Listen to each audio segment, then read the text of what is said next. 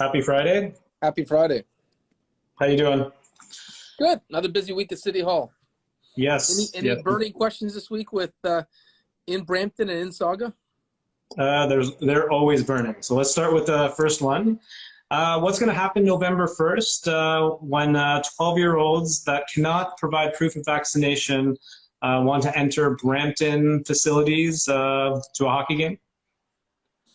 So I'd have to get the updated public health requirement because public health has advised the city on it. But for those who are eligible for vaccines and 12-year-olds were in the cohort that was eligible before, Yeah.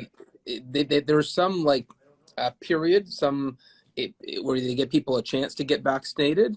But once that period is over, the expectation is that everyone has to be vaccinated in our facilities. And so I'd have to double check the dates if November 1st is the date. But we have given people a fair amount of runway to make sure they had notice to get vaccinated. Yeah. We just can't afford to risk the safety of everyone else in the facility. True. We saw in the Peel council meeting, I think Dr. Lowe mentioned that there is no grace period and November 1st is the actual date. Yeah. So, well, I guess, who will be enforcing that? Will anybody be enforcing that? So Peel Public Health advises the municipalities on the recreation policy, and then it gets enforced by, we have staff at the entrance of the rec facilities right now, and so those staff check that the people are vaccinated. And so if you go to any recreation facility right now, there is security staff there helping ensure that we can keep those facilities open. The last thing we want is to have a COVID outbreak where we'd have to close that recreational facility. True. Is there a chance that these sports like hockey leagues can close down if not enough kids and refs and coaches are vaccinated? I haven't heard that as being a concern. We've, from what I've heard from the sports organizations, the vast majority are getting vaccinated. And so there could be some families that choose not to get vaccinated, but that would be in a small minority in terms of participants. Okay.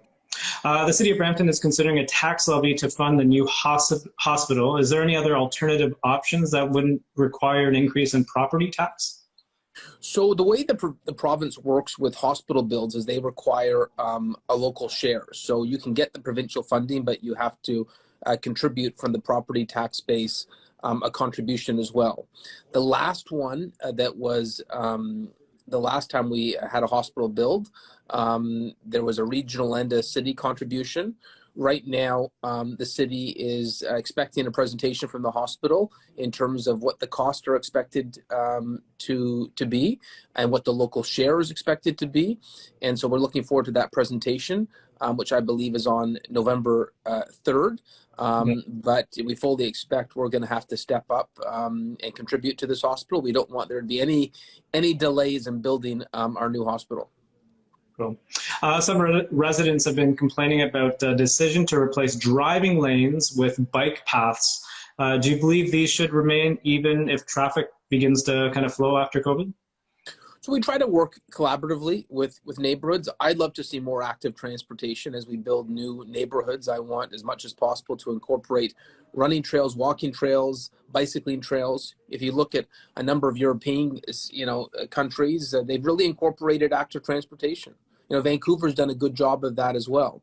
Now, obviously, we don't want a situation where there is problems with traffic or the safety of cyclists and pedestrians. And so you work with the local neighborhood to create solutions. But what I find consistently is when you sit down for a community meeting with the local neighborhoods, they want active transportation incorporated. It's easier to do when you're building a new subdivision than you have an existing subdivision where you have to retrofit traffic flow retroactively. And so very much going forward, we're building bike lanes, and where we can achieve bike lanes and walking trails and running trails in existing neighborhoods as much as possible, we're trying to. Cool. Have you been out to eat lately in Brampton, and what are the restaurants saying with the vaccine passport? I haven't had complaints yet. I go to a number of restaurants, and They haven't complained to me about the requirement. I think they're happy that we're not seeing the type of closures we saw in last year, and I hope we never have to see a closure again. I hope that we're through the worst of it. Cool. Are you a QR code license type person, or are you a receipt license type person? I am fully vaxxed, and I've got my receipts saved on my phone, ready to go whenever asked. Awesome. Bonnie Crombie, the mayor of Mississauga, mentioned in her presser this week that there was a couple of neighborhoods of concern in regards to COVID-19 vaccination rates. Are there areas in Brampton that have lower vaccination rates that you're concerned about? So I'm really, really impressed by the level of vaccines in our community. People really stepped up. And so we've got numbers that I think many countries in the world would dream of in terms of vaccination rates. You know, I was just meeting some companies from the US who are looking at locating a plant in Brampton, and they asked about our vaccination rates, thinking that, you know, we'd be at 50 or 60%, and to hear that, you know, we're we have the capacity to, we believe, hit 90%. They were shocked. And so, yeah, I think we're in a pretty good position. Historically, we had a little bit more work to do in the east side of Brampton, because we had a lot of essential workers there that didn't necessarily have the time on a busy workday to get vaccinated. But because of 24-hour clinics and pop-up stations, we're seeing a level of consistency across the city in terms of vaccine participation. Nice. Can you let us know about the company that might be coming to Brampton? No. Every week we do meetings, FDI meetings, and every week I probably make a pitch 3 or 4 times, and you never know what will land, but we do have some promising ones. Awesome. We InSauga did an article about the average income family. It would take 51 years to save up for a down payment on a house. What needs to be done from a regional level to, you know, get housing affordable in Brampton? So any politician who says they're going to decrease the price of houses is misleading. And I'm not going to lie to any or mislead residents that it's something we can control municipally. You know, there are interest rates that are set nationally, really consistent with the international markets. And, you know, I think the only thing we can do locally is try to create more supply. But even supply is really controlled at a provincial level. But we do need more housing supply. We've got more customers for housing than we have available supply, and that drives prices up. And so the one thing we could do municipally is to make sure we get more supply to diminish the escalating housing prices. But if you look through Canadian history, every decade after decade, housing goes up, real estate goes up. And so for those who say, you know, we need to, you know, see a reduction of housing prices, you know, I would love it if we had more affordable housing. I just think anyone that promises to reduce the prices of houses isn't being sincere. True. There are market forces that you know, that dictate the ups and downs in the real estate market. The Police Services Board said no to setting up an anti-Black racism panel in favor of broadening diversity and inclusion committee. Do you think the police board is doing enough to combat systemic racism in policing? So I didn't hear about that particular story, but I would say Chief Nish is a visible minority himself. He has talked a lot about his experience rising to the ranks of chief and the barriers that he saw.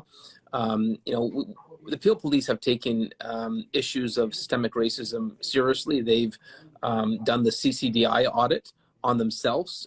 They're creating internal mechanisms for complaints, whether there's an outward process like we have in the city of Brampton, where we have an anti-Black racism unit.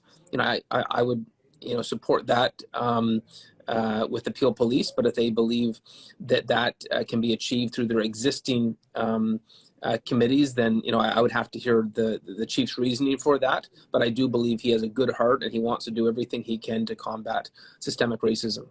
I think we have the right chief at the right moment in time.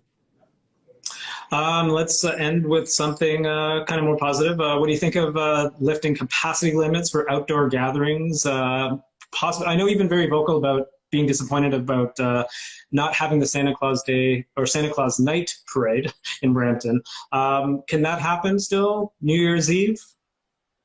So I want to see outdoor events back. If we can have 20,000 people at a hockey game or a baseball game or a Raptors game indoors, there's no reason that we should be having rules that limit our ability to have outdoor events.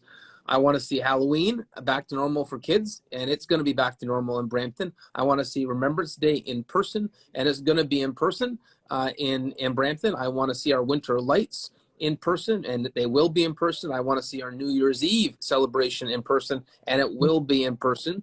I'd also love to see the Christmas parade in person, but that's not a city organized event. There's a separate committee that works with Rotary that organizes it, and they say they don't have the lead time this year because the provincial decision was only made a few days ago. But you know, I think people have sacrificed. They've got vaccinated. They follow the public health protocols. All the science dictates that it's very safe outdoors. And so I see no rationale for not having outdoor events. 2 questions for New Year's Eve. Who's the band or the artist? And is there fireworks? There is fireworks, and stay tuned for an announcement on the band. Okay, all right. And how often are you playing hockey still? Well, my back's been a little sore lately, so I haven't got out as regularly. But I think that's a sign of age. I think the younger you are, the quicker you rebound to sore backs and sore whatever. And Khalid, I think we're getting to the age where we don't rebound as fast. Exactly. And I still haven't got my message from you in regards to hockey. I can play hockey. Let me know when. If you need an extra body, I'm there. Okay. Okay, well, we're gonna hold you to that. All right, I'm down. Okay, Mayor Brown, thank you so much. Have a good weekend.